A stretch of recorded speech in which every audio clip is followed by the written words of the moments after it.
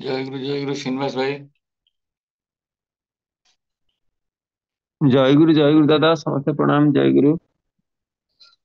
परम प्रेममय श्री ठाकुर अनुकूल चंद्र स्वहस्त लिखित सत्यानुश्र ग्रंथ ओडिया अनुवाद पाठ पृष्ठा 85।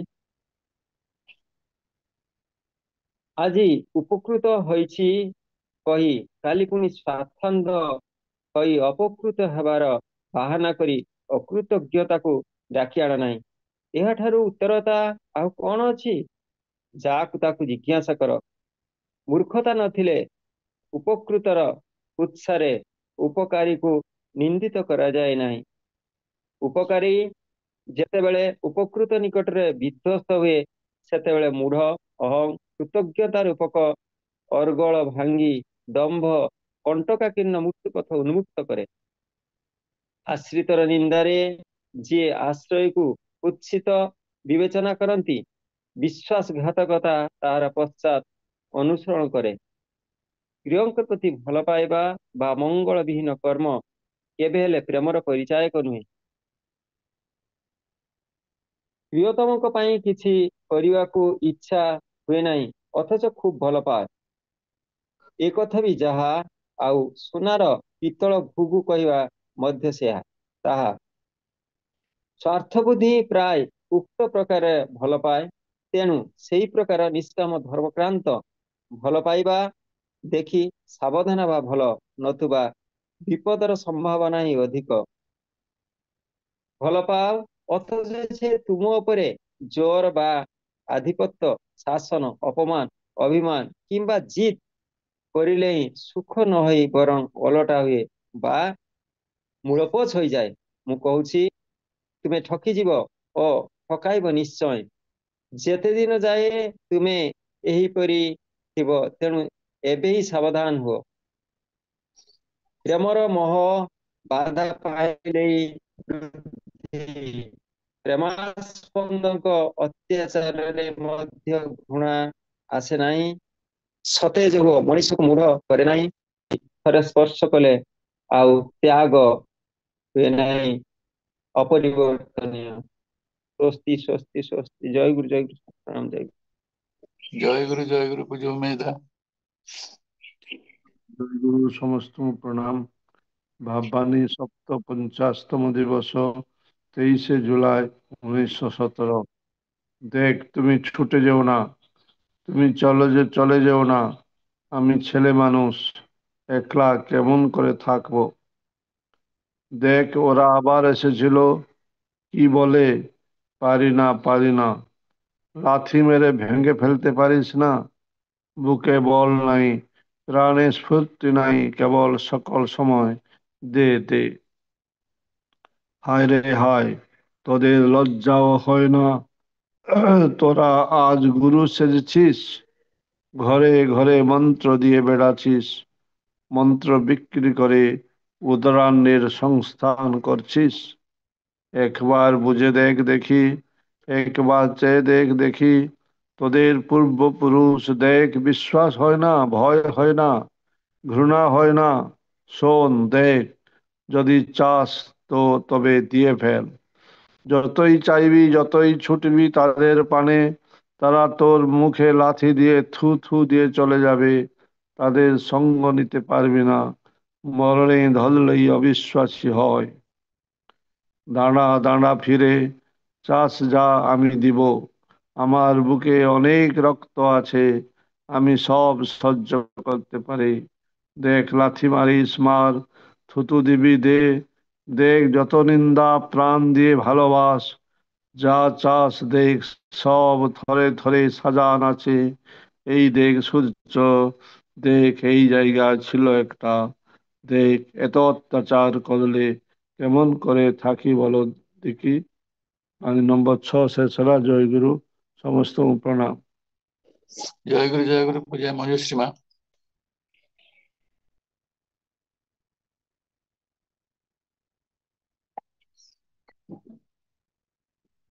जय गुरु समस्त प्रणाम। श्री श्री ठाकुर अनुकूल चंद्र कथित गुरु दीक्षा नाम विधान प्रसंग पृष्ठा 217 अध्याय दीक्षा। ଦୀକ୍ଷା ଦକ୍ଷ ହେବାର କୌଶଳ। ଦୀକ୍ଷା ଦକ୍ଷ ହେବାର କୌଶଳ। କଥା ପ୍ରସଙ୍ଗରେ ଶ୍ରୀ ଶ୍ରୀ ଠାକୁର କହିଲେ ଦକ୍ଷ ହେବାର କୌଶଳ ହେଲା ଦୀକ୍ଷା। କଥା ପ୍ରସଙ୍ଗରେ ଶ୍ରୀ ଶ୍ରୀ ଠାକୁର କହିଲେ ଦକ୍ଷ ହେବାର କୌଶଳ ହେଲା ଦୀକ୍ଷା। ଆଉ ଦକ୍ଷ ହେବାକୁ ଗଲେ ହିଁ ନିଷ୍ଠା ଦରକାର, ଆନୁଗତ୍ୟ ଦରକାର ଓ କୃତି ଚଳନ ଦରକାର। ଦକ୍ଷ ହେବାକୁ ଗଲେ ହିଁ ନିଷ୍ଠା ଦରକାର, ଆନୁଗତ୍ୟ ଦରକାର ଓ କୃତି ଚଳନ ଦରକାର। ଦୀକ୍ଷାର ଭିତର ଦେଇ ମିଳିଥାଏ ମନ୍ତ୍ର। ମନ୍ତ୍ର ହେଲା ସେହି ଫର୍ମୁଲା ବା ସୂତ୍ର ବା କୌଶଳ। ମନ୍ତ୍ର ହେଲା ସେହି ସୂତ୍ର ଯାହାର ବିହିତ ଚର୍ଚ୍ଚା ଓ ପ୍ରୟୋଗର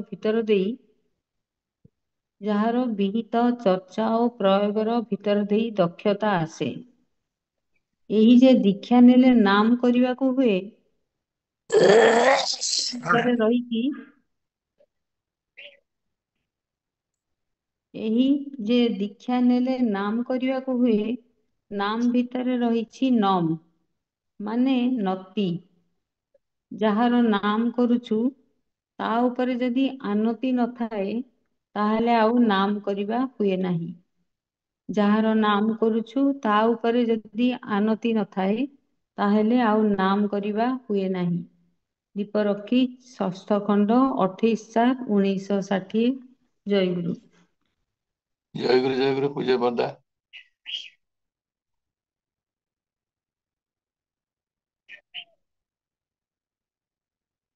ଜୟ ଗୁରୁ ସମସ୍ତଙ୍କୁ ପ୍ରଣାମ।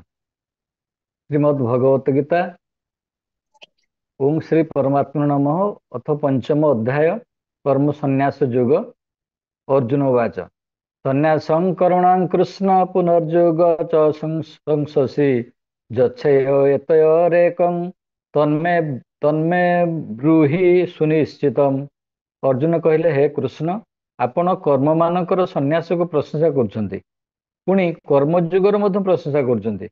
ଏ ଦୁଇଟି ଯେ ଅର୍ଜୁନ କହିଲେ, ହେ କୃଷ୍ଣ, ଆପଣ କର୍ମମାନଙ୍କର ସନ୍ନ୍ୟାସକୁ ପ୍ରଶଂସା କରୁଛନ୍ତି, ପୁଣି କର୍ମଯୋଗର ମଧ୍ୟ ପ୍ରଶଂସା କରୁଛନ୍ତି।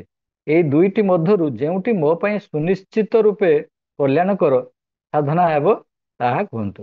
ଏଇ ଦୁଇଟି ମଧ୍ୟରୁ ଯେଉଁଟି ମୋ ପାଇଁ ସୁନିଶ୍ଚିତ ରୂପେ କଲ୍ୟାଣକର ସାଧନା ହେବ ତାହା କୁହନ୍ତୁ। ଶ୍ରୀ ଭଗବାନ ବାଚ ସନ୍ନ୍ୟାସ କର୍ମଯୋଗଶ୍ଚ ନିଶ୍ରେୟ ସକରା ବୁଭୋ ତୟୋସ୍ତୁ କର୍ମ ସନ୍ନ୍ୟାସାତ୍ କର୍ମଯୋଗ ବିଶିଷ୍ୟତେ। ଶ୍ରୀ ଭଗବାନ କହିଲେ, କର୍ମ ସନ୍ନ୍ୟାସ ଓ କର୍ମଯୋଗ ଏ ଉଭୟ ପରମ କଲ୍ୟାଣକର, କିନ୍ତୁ ଏଇ ଦୁଇଟି ମଧ୍ୟରୁ କର୍ମ ସନ୍ନ୍ୟାସ ଅପେକ୍ଷା ସାଧନାରେ ସୁଗମ ହୋଇଥିବାରୁ କର୍ମଯୋଗ ଶ୍ରେଷ୍ଠ। ଶ୍ରୀ ଭଗବାନ କହିଲେ, କର୍ମ ସନ୍ନ୍ୟାସ ଓ କର୍ମଯୋଗ ଏ ଉଭୟ ପରମ କଲ୍ୟାଣକର, କିନ୍ତୁ ଏହି ଦୁଇଟି ମଧ୍ୟରୁ କର୍ମ ସନ୍ନ୍ୟାସ ଅପେକ୍ଷା ସାଧନାରେ ସୁଗମ ହୋଇଥିବାରୁ କର୍ମଯୋଗ ଶ୍ରେଷ୍ଠ। ଜ୍ଞେୟ ସ ନିତ୍ୟ ସନ୍ନ୍ୟାସୀ ନ ଦେଷ୍ଟି ନ କାଙ୍କ୍ଷତି ନିର୍ଦୋଷ ହି ମହାବାହୁ ସୁଖଂ ବନ୍ଧାତ୍ ପ୍ରମୁଚ୍ୟତେ। ହେ ଅର୍ଜୁନ, ଯେଉଁ ପୁରୁଷ କାହାଠାରେ ଦେଶ ରଖନ୍ତି ନାହିଁ କି କିଛି ଆକାଂକ୍ଷା କରନ୍ତି ନାହିଁ, ସେହି କର୍ମଯୋଗୀ ନିତ୍ୟ ସନ୍ନ୍ୟାସୀ ନିତ୍ୟ ସନ୍ନ୍ୟାସୀ ବୋଲାଯିବାର ଯୋଗ୍ୟ। ହେ ଅର୍ଜୁନ, ଯେଉଁ ପୁରୁଷ କର୍ମ ସନ୍ନ୍ୟାସଟା କଣ? କର୍ମ କରିକି ଯେ କର୍ମ ଉପରେ ଗୁରୁତ୍ୱ ଦିଅନ୍ତି ବେଶୀ ସନ୍ନ୍ୟାସ ଯୋଗୀ। ହେ ଅର୍ଜୁନ, ଯେଉଁ ପୁରୁଷ କାହାଠାରେ ଦେଶ ରଖନ୍ତି ନାହିଁ କି କିଛି ଆକାଂକ୍ଷା କରନ୍ତି ନାହିଁ, ସେହି କର୍ମଯୋଗୀ ନିତ୍ୟ ସନ୍ନ୍ୟାସୀ ବୋଲାଯିବାର ଯୋଗ୍ୟ। କାରଣ ରାଗ ଦେଶାଦି ଦ୍ୱନ୍ଦ୍ୱରୁ ରହିତ ପୁରୁଷ ସୁଖପୂର୍ବକ ସଂସାର ବନ୍ଧନରୁ ମୁକ୍ତ ହୋଇଯାଆନ୍ତି। ସାଂଖ୍ୟ ଯୋଗ ପୃଥକ୍ ବାଳା ପ୍ରବଦନ୍ତି ନ ପଣ୍ଡିତାଃ ଏକମପ୍ୟାସ୍ଥିତ ସମ୍ୟକ୍ ଉଭୟୋର୍ ବିନ୍ଦତେ ଫଳମ୍। ଉପରୋକ୍ତ ସନ୍ନ୍ୟାସ ଓ କର୍ମଯୋଗକୁ ମୂର୍ଖ ଲୋକେ ପୃଥକ୍ ପୃଥକ୍ ଫଳଦାତା ବୋଲି କହନ୍ତି, କିନ୍ତୁ ପଣ୍ଡିତମାନେ ସେପରି କହନ୍ତି ନାହିଁ।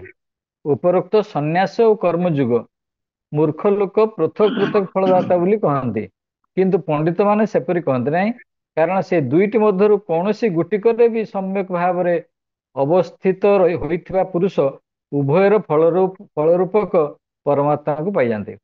ये उपरोक्त सन्यास और कर्मयुग को मूर्ख लोके पृथक पृथक फलदाता बोली कहती, किंतु पंडित माने सेपरी कहते नहीं, कारण से दुईटी मध्यरु कौनसी गुटिकरे भी सम्यक भाव संपूर्ण भाव अवस्थित होइथिबा पुरुष उभयर फल रूपक परमात्मा को पाई जाती। जत सांख्य प्राप्यते स्थानं तदौ गैरपि रम्यते एकं सांख्यं च योगं च जः पश्यति स पश्यति। ज्ञानयोगी मानक द्वारा जो परम धाम प्राप्त करा जाए, कर्मयोगी मानक द्वारा मध्य सही परम धाम प्राप्त करा जाए। ज्ञानयोगी मानक द्वारा जो परम धाम प्राप्त करा जाए, कर्मयोगी मानक द्वारा मध्य सही परम धाम प्राप्त करा जाए। तेणु जो पुरुष ज्ञानयुग और कर्मयुग फल रूप एक बोली देखती से ही यथार्थ देखती। ज्ञानयोगी मानक द्वारा जो परम धाम प्राप्त करा जाए, कर्मयोगी मानक द्वारा मध्य सही परम धाम प्राप्त करा जाए। तेणु जो पुरुष ज्ञानयुग और कर्मयुग फल रूप एक बोली देखती से ही यथार्थ देखती। जय गुरु 5 नंबर श्लोक पर्यंत पढ़ा। कुमारनाथ गीता, कुमारनाथ सुधाकर श्रीमद् भगवत गीता 5म अध्याय 1म श्लोक।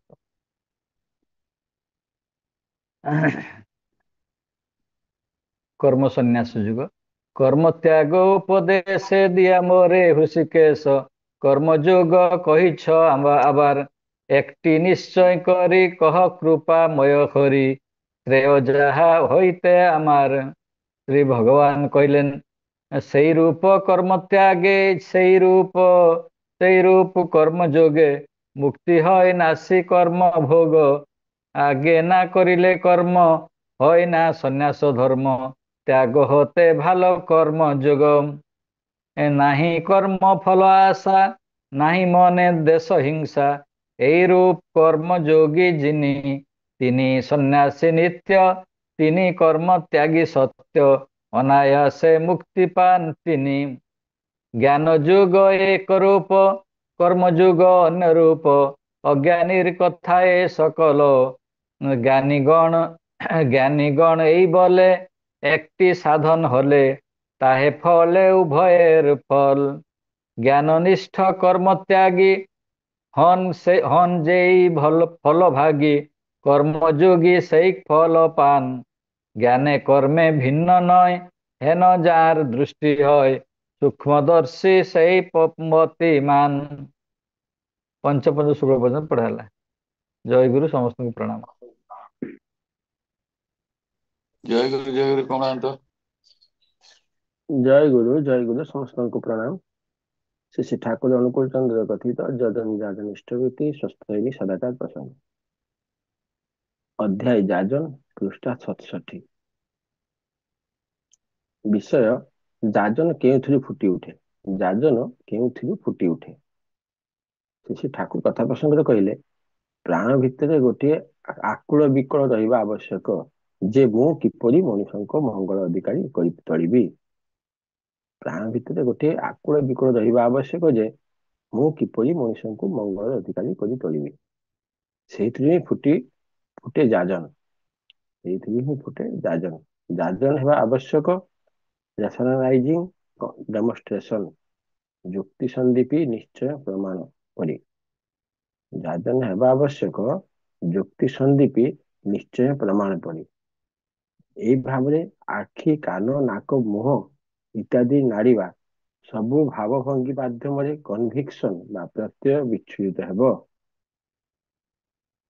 मनटी प्रेष्टटाणे संपूर्ण भाव भरी रहिबो। जेकोसी कम्प्लेक्स बा प्रवृत्ति थाउ केवल तांकु ही जड़ाई धरिबो। जपरि चित्रार होइथिला तुकाराम को प्रति अनुराग फल। जेकोसी प्रवृत्ति थाउ केवल तांकु ही जड़ाई धरिबो, जपरि चित्रार होइथिला तुकाराम को प्रति अनुराग फल। आलोचना प्रश्न 5म खंड 3/11/1943। जय गुरु। जय गुरु जगन्नामिता।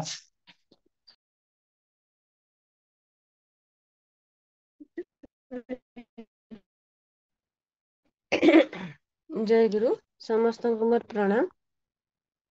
ପରମ ପ୍ରେମମୟ ଶ୍ରୀ ଠାକୁରଙ୍କୁ ତାଙ୍କ ଶ୍ରୀମୁଖ ନିଃସୃତ ନାରୀନିତ୍ର ଉଡିଆନ୍ ବା ଝିଅ ମୋର, ତୁମର ସେବା, ତୁମର ଚାଲିବା, ତୁମର ଚିନ୍ତା, ତୁମର କହିବା ପୁରୁଷ ଜନସାଧାରଣଙ୍କ ଭିତରେ ଯେପରି ଏପରି ଗୋଟାଏ ଭାବର ସୃଷ୍ଟି କରେ, ଯେଉଁଥିରେ ସେମାନେ ଅବନତ ମସ୍ତକରେ ନତଜାନ ହୋଇ ସସମ୍ଭ୍ରମେ ଭକ୍ତିଗଦ କଣ୍ଠରେ ମା ମୋର, ଜନନୀ ମୋର କହି ମୁଗ୍ଧ ହୁଅନ୍ତି, ବୁଦ୍ଧ ହୁଅନ୍ତି, ତୃପ୍ତ ହୁଅନ୍ତି, କୃତାର୍ଥ ହୁଅନ୍ତି। ତେବେ ହିଁ ତୁମେ ନାରୀ, ତେବେ ହିଁ ତୁମେ ସତୀ। ମା ପରି ତୁମେ ମଣିଷର ମା ପରି ଆପଣାର ହେବାକୁ ଚେଷ୍ଟା କର, ତାହା କଥାରେ, ସେବାରେ ଓ ଭରସାରେ, କିନ୍ତୁ ମିଶିବାରେ ନୁହେଁ। ଦେଖିବ କେତେ ହିଁ ତୁମର ହୋଇଯାଉଛି।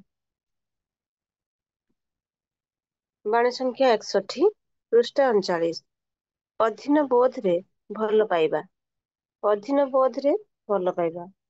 ପ୍ରକୃତ ପ୍ରେମ ବା ଭଲ ପାଇବା ଚିର ବହନଶୀଳ, ଚିର ସହନଶୀଳ। ତେଣୁ ତାହା ତାର ପ୍ରେମାସ୍ପଦଙ୍କୁ ନିରବଚ୍ଛିନ୍ନ ଭାବରେ ସହିଥାଏ, ବହିଥାଏ। ବିରକ୍ତ ହୁଏ ନା, ଅବଶ ହୁଏ ନା, ଦୁର୍ବଳ ହୁଏ ନା। ସେ ତାହାର ପ୍ରେମାସ୍ପଦଙ୍କୁ ଏମିତି କରି ସର୍ବତ ଭାବରେ ସହ୍ୟ କରେ ଓ ବହିଥାଏ। ଆଉ ଏହି ସହ୍ୟ କରିବା ଓ ବହନ କରିବାରେ ତାର ଆନନ୍ଦ, ଉଦ୍ୟମ ଓ ଉତ୍ଫୁଲ୍ଲତା। ତେଣୁ ସେ ଭାବିପାରେନା ଯେ ସେ ତାର ପ୍ରେମାସ୍ପଦର ଅଧୀନ ହୋଇଅଛି। ଆଉ ଏହି ଅଧୀନ ବୋଧ ଯେଉଁଠାରେ, ସେଠାରେ କାମର ଘୃଣ୍ୟ ପୂତିଗନ୍ଧ, ଯାହା ବାସନା ବା ଚାହିଦା ଚାପା ଥିଲା, ତାହାର ଅଭାବ ବା ପୂରଣରେ ବିଦ୍ୱେଷ ମୂର୍ତ୍ତିରେ ବିଚ୍ଛୁରିତ ହୋଇଛି। ଠିକ୍ ଜାଣି ରଖ। ପୁଣି ଥରେ ପଢୁଛି। ଅଧୀନ ବୋଧରେ ଭଲ ପାଇବା। ପ୍ରକୃତ ପ୍ରେମ ବା ଭଲ ପାଇବା ଚିର ବହନଶୀଳ, ଚିର ସହନଶୀଳ। ତେଣୁ ତାହା ତାର ପ୍ରେମାସ୍ପଦଙ୍କୁ ନିରବିଚ୍ଛିନ୍ନ ଭାବରେ ସହିଥାଏ, ବହିଥାଏ। ବିରକ୍ତ ହୁଏ ନା, ଅବଶ ହୁଏ ନା, ଦୁର୍ବଳ ହୁଏ ନା। ସେ ତାହାର ପ୍ରେମାସ୍ପଦଙ୍କୁ ଏମିତି କରି ସର୍ବତ ଭାବରେ ସହ୍ୟ କରେ ଓ ବହିଥାଏ। ଆଉ ଏହି ସହ୍ୟ କରିବା ଓ ବହନ କରିବାରେ ତାର ଆନନ୍ଦ, ଉଦ୍ୟମ ଓ ଉତ୍ଫୁଲ୍ଲତା। ତେଣୁ ସେ ଭାବିପାରେନା ଯେ ସେ ତାର ପ୍ରେମାସ୍ପଦର ଅଧୀନ ହୋଇଅଛି। ଆଉ ଏହି ଅଧୀନ ବୋଧ ଯେଉଁଠାରେ, ସେଠାରେ କାମର ଘୃଣ୍ୟ ପୂତିଗନ୍ଧ, ଯାହା ବାସନା ବା ଚାହିଦା ଚାପା ଥିଲା, ତାହାର ଅଭାବ ବା ପୂରଣରେ ବିଦ୍ୱେଷ ମୂର୍ତ୍ତିରେ ବିଚ୍ଛୁରିତ ହେଉଛି। ଠିକ୍ ଜାଣି ରଖ। ସ୍ୱସ୍ତି ସ୍ୱସ୍ତି ସ୍ୱସ୍ତି। ଜୟ ଗୁରୁ ବନ୍ଦେ ପୁରୁଷୋତ୍ତମ। ଜୟ ଗୁରୁ ମମତା ମା। ଜୟ ଗୁରୁ ସମସ୍ତଙ୍କୁ ମୋର ପ୍ରଣାମ। ଶ୍ରୀ ଶ୍ରୀ ଠାକୁର ଅନୁକୂଳ ଚନ୍ଦ୍ରଙ୍କ କଥିତ ମାତୃମଙ୍ଗଳ, ପୃଷ୍ଠା ସଂଖ୍ୟା 169। ଝିଅକୁ ନିଚ ଘରେ ବିବାହ ଦିଅନା। ଝିଅକୁ ନିଚ ଘରେ ବିବାହ ଦିଅନା। ଝିଅମାନଙ୍କୁ ଏପରି ଭାବେ ଶିକ୍ଷା ଦେବାକୁ ହୁଏ, ଯେପରି ସେମାନେ ଉଚ୍ଚ ଘର ଛଡା ନିଚ ଘରକୁ ନ ଯାଆନ୍ତି। ଝିଅମାନଙ୍କୁ ଏପରି ଭାବେ ଶିକ୍ଷା ଦେବାକୁ ହୁଏ, ଯେପରି ସେମାନେ ଉଚ୍ଚ ଘର ଛଡା ନିଚ ଘରକୁ ନ ଯାଆନ୍ତି। ଝିଅକୁ କେବେ ବି ନିଚ ଘରେ ବିବାହ ଦେବା କଥା ନୁହେଁ। ଝିଅକୁ କେବେ ବି ନିଚ ଘରେ ବିବାହ ଦେବା କଥା ନୁହେଁ। ତାର ବ୍ୟକ୍ତିଗତ ପ୍ରକୃତି ଓ କୁଳ ସଂସ୍କୃତିର ପରିପୂରଣୀ ସର୍ବାଂଶେ ଶ୍ରେୟ ଉଚ୍ଚ ଘରେ ତାକୁ ଦେବା ଉଚିତ। ତାର ବ୍ୟକ୍ତିଗତ ପ୍ରକୃତି ଓ କୁଳ ସଂସ୍କୃତିର ପରିପୂରଣୀ ସର୍ବାଂଶେ ଶ୍ରେୟ ଉଚ୍ଚ ଘରେ ତାକୁ ଦେବା ଉଚିତ। ଆଲୋଚନା ପ୍ରସଙ୍ଗ 19 ଖଣ୍ଡ, ପୃଷ୍ଠା ସଂଖ୍ୟା 8। ଜୟ ଗୁରୁ। ଜୟ ଗୁରୁ ସମସ୍ତଙ୍କୁ ପ୍ରଣାମ। ଶ୍ରୀ ଶ୍ରୀ ଠାକୁର ଅନୁକୂଳ ଚନ୍ଦ୍ରଙ୍କ କଥିତ ଇଷ୍ଟ ଏବଂ ଇଷ୍ଟାଂଶନ ପ୍ରସଙ୍ଗ, ପୃଷ୍ଠା 192।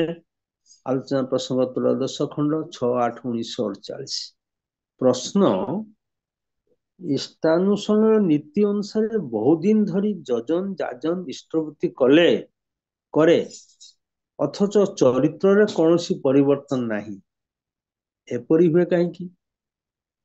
ଇଷ୍ଟାନୁଷ୍ଠାନରେ ନୀତି ଅନୁସାରେ ବହୁଦିନ ଧରି ଯଜନ ଯାଜନ ଇଷ୍ଟବୃତ୍ତି କରେ, ଅଥଚ ଚରିତ୍ରରେ କୌଣସି ପରିବର୍ତ୍ତନ ହୁଏ ନାହିଁ, ଏପରି କାହିଁକି ହୁଏ?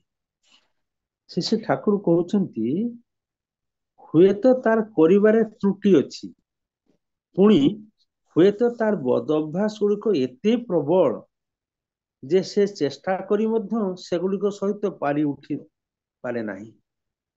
ତା ଛଡା ବାହାରେ କୌଣସି ପରିବର୍ତ୍ତନ ଧରା ନ ପଡିଲେ ମଧ୍ୟ ଦୋଷ କରିଲେ ହିଁ ତା ଭିତରେ ହୁଏତ ଏପରି ଗୋଟେ ଯନ୍ତ୍ରଣା ହୁଏ ଯାହା ଆଗରୁ ତାର ହେଉନଥିଲା। ତାର ମାନେ ସେ ସଚେତନ ଅଛି, ଏହା ହିଁ ଗୋଟେ ଶୁଭ ଲକ୍ଷଣ।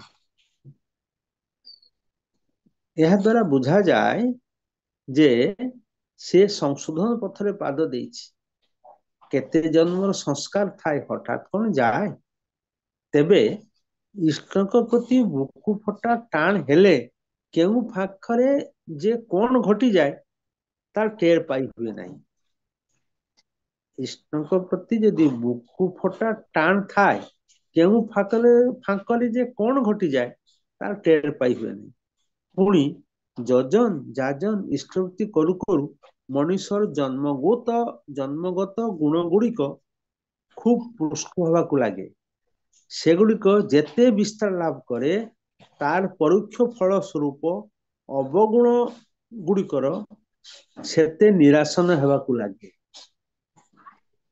ପୁଣି ଯଜନ ଯାଜନ ଇଷ୍ଟଭୃତି କରୁ କରୁ ମଣିଷର ଜନ୍ମଗତ ଗୁଣ ଗୁଡିକ ଯେତେ ପୃଷ୍ଠ ହେବାକୁ ଲାଗେ, ସେଗୁଡିକ ଯେତେ ବିସ୍ତାର ଲାଭ କରେ ତାର ପରୋକ୍ଷର ଫଳ ସ୍ୱରୂପ ଅବଗୁଣ ଗୁଡିକର କିନ୍ତୁ ସେତେ ନିରାସନ ହେବାକୁ ଲାଗେ। ଶେଷ କଥା, ମଣିଷ ତାର ଦୋଷ ଗୁଣ ସବୁ ଯଦି ଆତ୍ମକେନ୍ଦ୍ରିକତା ଧନ୍ଦାରେ ନ ରଖି ବିଧି ଅନୁସାରେ ଇଷ୍ଟଙ୍କ ସେବାରେ ବା ଇଷ୍ଟ ସ୍ୱାର୍ଥ ପ୍ରତିଷ୍ଠାରେ ଲଗାଇ ପାରେ, ତାହେଲେ ହିଁ ତ ବାଜିମା। ଏହାକୁ ହିଁ ତ କହନ୍ତି ଗୁଣାତୀତ ଅବସ୍ଥା ବା ମୁକ୍ତି। ଏହା ସଚ୍ଚା ଭକ୍ତିର ସହଚର। ସେଥିପାଇଁ ବାହାରୁ ମଣିଷକୁ କଣ ବା ବୁଝିବ, କଣ ବା ବିଚାର କରିବ? ପ୍ରଭୃତି ତାଗିଦରେ ସେ ଯେପରି ଭୁଲ କରେ, ବଞ୍ଚିବାର ତାଗିଦରେ ସେ ପୁଣି ସେହିପରି ଭୁଲ ଏଡାଇବାକୁ ମଧ୍ୟ ଚେଷ୍ଟା କରେ। ପ୍ରବୃତ୍ତିର ତାଗିଦରେ ସେ ଯେପରି ଭୁଲ କରେ, ଆଉ ବଞ୍ଚିବାର ତାଗିଦରେ ସେ ପୁଣି ସେହିପରି ଭୁଲକୁ ଏଡାଇବାକୁ ଚେଷ୍ଟା କରେ। ସେଥିପାଇଁ କାହାରି ସମ୍ବନ୍ଧରେ ମୋର ହତାଶ ହେବାକୁ ଇଚ୍ଛା ହୁଏ ନାହିଁ, କାରଣ ମୁଁ ଜାଣେ ସବୁ ଅବସ୍ଥା ମଧ୍ୟରେ ମଣିଷର ଅମୃତର ପିପାସା ଅନ୍ତଶାୟୀ ହୋଇଥାଏ ହିଁ। ଆତ୍ମା ଯେ ଚିର ଚଳତଶୀଳ ଅମର, ଆତ୍ମା ଯେ ଚିର ଚଳତଶୀଳ ଅମର, ସେଥିପାଇଁ ମଣିଷର ବିକାରଟାକୁ ବଡ କରି ନ ଧରି ତାର ଭିତରର ସଦ୍ଭାବ କ୍ରମାଗତ ଚେତାଇ ତୁଳିବାକୁ ହୁଏ, ଉତ୍ସାହ ଦେଇ ଓ ତାରିଫ କରି। ଜୟ ଗୁରୁ। ଜୟ ଗୁରୁ ଶ୍ରୀନିବାସ ଭାଇ। ଜୟ ଗୁରୁ ଦାଦା, ସମସ୍ତଙ୍କୁ ପ୍ରଣାମ। ଜୟ ଗୁରୁ। जय राधे राधे, कृष्ण कृष्ण गोविंद गोविंद बोल रे बोल। जय राधे राधे, कृष्ण कृष्ण गोविंद गोविंद बोल रे। राधे गोविंद गोविंद गोविंद गोविंद गोविंद गोविंद गोविंद गोविंद गोविंद बोले सदा करे। जय राधे राधे, कृष्ण कृष्ण गोविंद गोविंद बोल रे। छाड़ रे मन कपट चातुरी, पदने बोल हरि हरि। मन छाड़ रे मन कपट चातुरी, पदने बोल हरि हरि। हरि नाम परम ब्रह्म जीवेरा मूल धर्म, नाम परम ब्रह्म जीवेरा मूल धर्म। धर्म कुकर्म छाड़ रे। जय राधे राधे, कृष्ण कृष्ण गोविंद गोविंद बोल रे। छाड़ रे मन भवेर आशा, अजपना में कर रे नेशा। छाड़ रे मन भवेर आशा, अजपना में कर रे नेशा। राधे गोविंद नाम दे पदने लाई, गोविंद नाम दे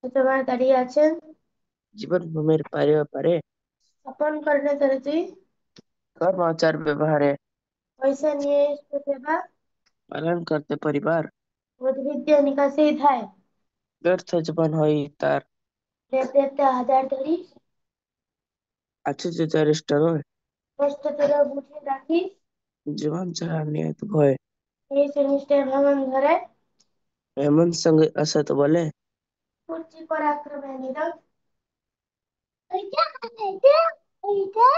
গর্বিতদের অবহেলে নিষ্ঠা প্রতি হৃদয় হলে নয়নবুকে কিছু স্বার্থলিপ্ত হই তারা করেই তাহার পিছু স্বার্থসেবীহীন বুদ্ধি ইষ্টনিষ্ট হয় না তারা অশ্রেয়কে ভজন করে অধকৃতি শ্রেয়রা নিষ্ঠা মানেই লেগে থাকা ইষ্টতা নিরন্তর ধর্মচরা হয়ে জীবনটি যার জানিস সেজন তেমন ইতর আচার্য গুরু ইষ্ট যিনি আচরণ করতেন কখন ত্যায্য হলে হয় না সার্থক ব্যক্তিত্বতে তাহার জীবন আচার্য গুরু অনন্ত ত্যায্য হরি জীবনে তিনি যার জীবনে থাকতে হবে তাহার নির্দেশ পাই বিদ্যার যিনি তিনি আচার্য অন্য যা সব বিশেষ বিশেষ যিনি নির্বিশেষে হয়ে থাকেন অশেষ আচার্য ছেড়ে আচার্য চল্লি মূর্খে তাতে দিলি পা জ্ঞানের বুকে বাল্লি ছুরি লাভ হলো তোর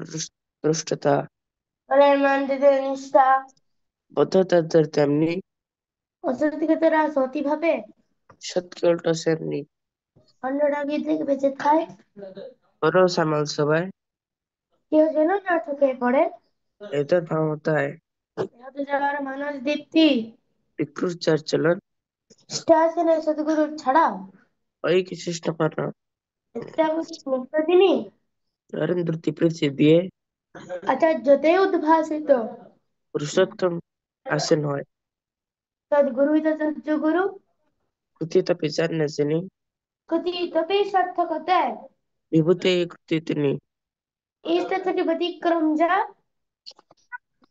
যতি মহান যেমন বলুক ধরবে না কেউ করবে নিরোধ অসৎ আপচাই আসুক ইষ্ট পুরাণের কবড় আপদের ভ্রষ্ট গতি নিশ্চয় যেন অন্ধবধির হরি তার ক্রুণীয়তি ইষ্টদের সে পায়ে দোলে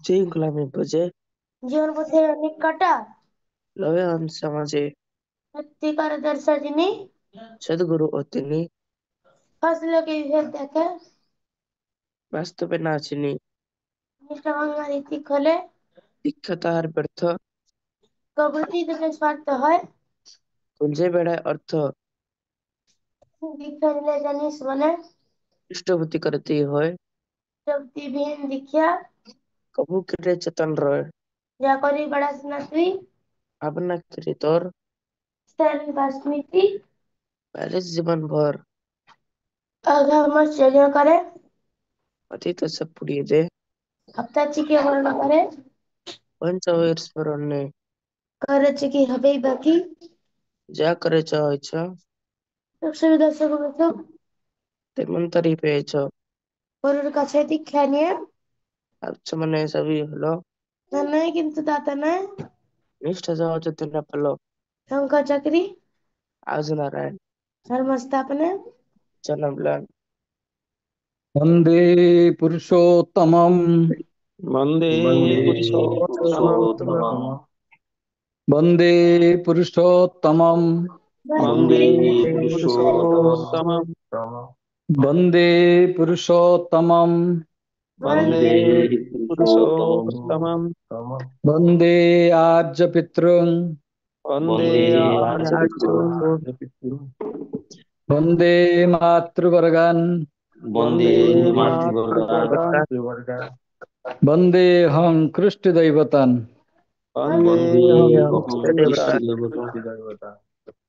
परम प्रेमय श्री श्री ठाकुर अनुकूल चंद्र जी की जय परम प्रेमय श्री श्री ठाकुर अनुकूल चंद्र जी की जय परम प्रेमय श्री श्री ठाकुर अनुकूल चंद्र जी की जय वंदे पुरुषोत्तमम् वन्दे पुरुषोत्तम वन्दे पुरुषोत्तमम् वन्दे पुरुषोत्तमं पुरुषोत्तमं वन्दे पुरुषोत्तमम् वन्दे पुरुषोत्तमं जय गुरु दास समस्त प्रणाम जय गुरु समस्त को जय गुरु प्रणाम। जय गुरु प्रणाम।